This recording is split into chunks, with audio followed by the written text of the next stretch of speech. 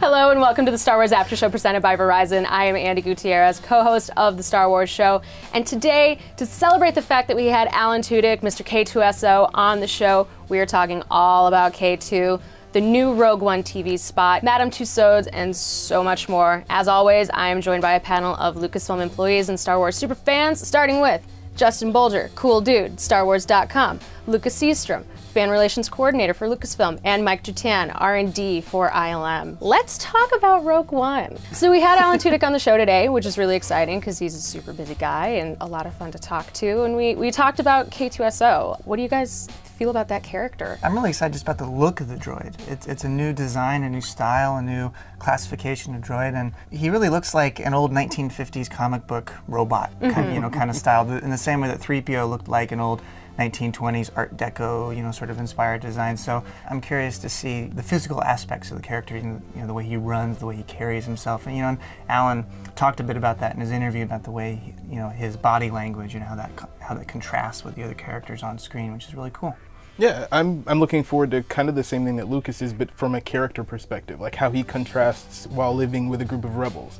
In the trailers, he seems like a very, very imperial character. He's just actually helping them out. So he's giving them the odds of survival when obviously that's not something they're going to want to hear before they go on this mission. Not information I want. Yeah. He straight up tells somebody, "I will not kill you," as if that's just normal conversation. So I think he could possibly be the comic relief in a different way than we've seen in a Star Wars movie before. Mike, you have a bit to do with ILM. What sort of behind-the-scenes challenges were there? Because it's a little bit different than traditional mocap.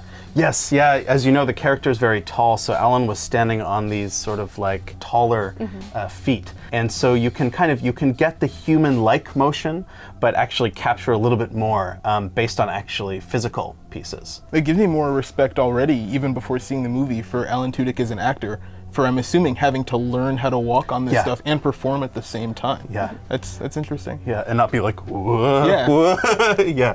It's a challenge as an actor, certainly. Yeah, I was talking to him about that a little bit because when he did Sunny for iRobot, it was also mocap, but it was literally just him in mocap and doing the action scenes, which is difficult enough, but having to add that extra element's really, really wild. Yeah. A problem in motion capture is to preserve eye lines, so it's important for a character to ideally be as tall as their character is.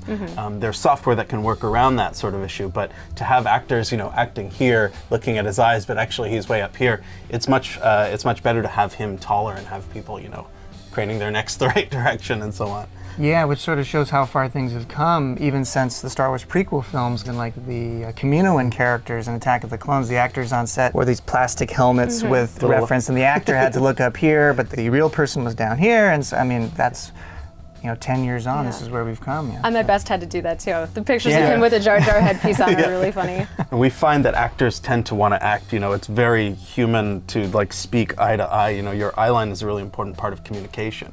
And so when you're acting, you're communicating artistically. And so it is quite important to really be able to have actors be kind of speaking with him directly. So the height thing really does help. People really like our droids, they're instant stars, and it's something that we've talked about before, so. I'm gonna buy the hell out of that bobblehead, let me tell you. He's so cute. The Black Series is so good. It's so cool. He looks so, graceful. I know what you mean, because the legs of K2 are these very stilt-like looking things. Very slender. Yeah, and I was thinking that when you were actually talking about him on the stilts, wondering, when you see shots of K2 running, how graceful must Alan Tudyk have been in order to preserve that kind of information in a way that I'm assuming wasn't jarring and then hard to work with when you guys got it back into the computers. See, and that's really interesting too, because if you look at a performance like Anthony Daniels as 3PO, he's very mechanical, very robotic in his motions, and K2 seems to be a little bit more fluid. The way he holds his arms is what stands out to me. It's just, it's kind of lanky, right? Yeah, lanky, and he's just loose and free, which, for a droid, you don't, necessarily think of that kind of attribute. But, it's great because it's another character that's going to broaden the potential of Star Wars droids and their personality and their appeal. It's going to be so interesting. I'm so excited about that character. Very uncanny, yeah. But moving on to the new Rogue TV spot, a lot of people online were talking about the AT-ACT that looked open on the side. It it's part of, I think, the overall aesthetic of the movie, which is make Star Wars as real as you possibly can. So having something that you're familiar with that now serves a different purpose kind of broadens what you think the Empire is using this kind of stuff for, and it just makes it feel more real. Yeah. Well, and like we have toys. We have the toys.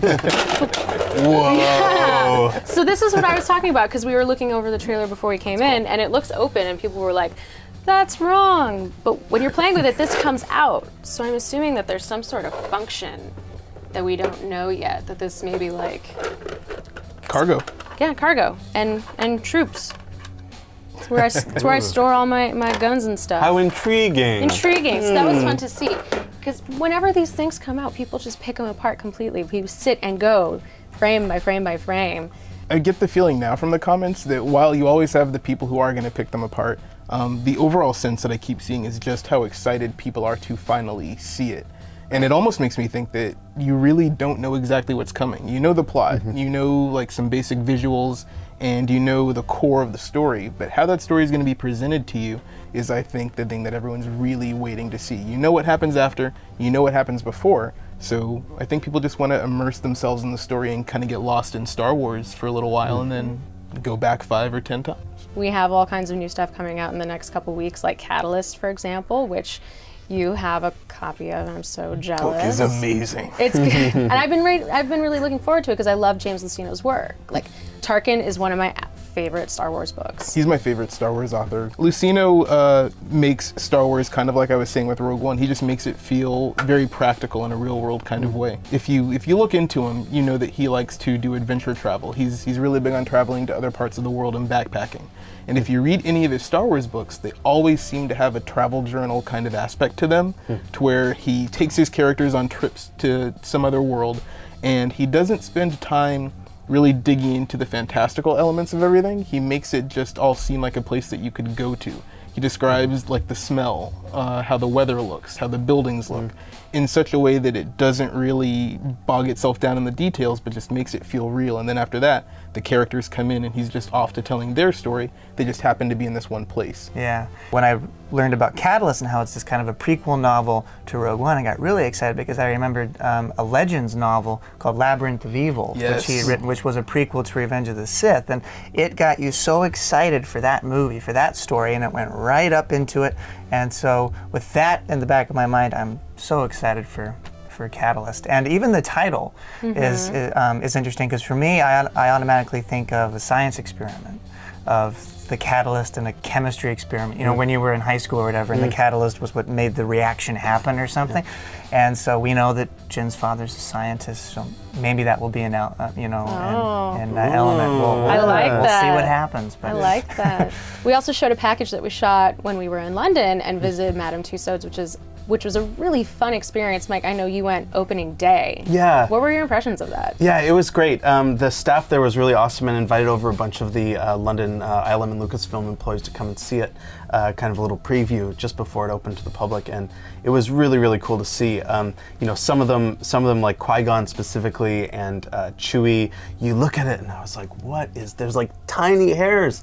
And we were asking actually the lady running the exhibit there, how the heck they did that, and they're like, yeah, each hair was individually sewn. Yeah, it's an insane amount crazy. of work. It's so lifelike, the like kind of like scruffy beard thing going on.